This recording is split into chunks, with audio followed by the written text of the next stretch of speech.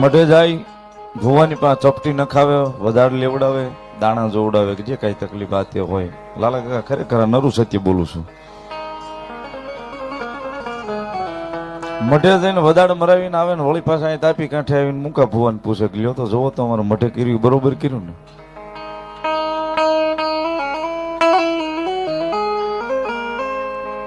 અમારા મઢે કર્યું બરોબર કર્યું ને એમ કે વધારે માર્યો છે બરોબર બધું રેડી થઈ ગયું ને એમ. પૂછો જરાક મેલડીમાં અહીંયા મૂકા ભુવા વળી વાસા વધાવો લઈ દે કે આ ભાઈ રેડી થયું છે તો વળી પાછા બીજે જાય પૂછવા કે ત્યાં બરોબર કર્યું છે ને.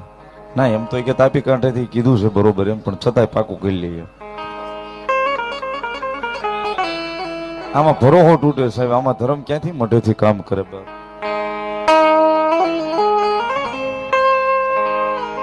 સાહેબ એકવાર આપણા વડવાનો વ્યવહાર આપણા પાલખે આપણી માતાએ બોલ આપ્યો છે કે જા મારી ખમાની વાસા છે,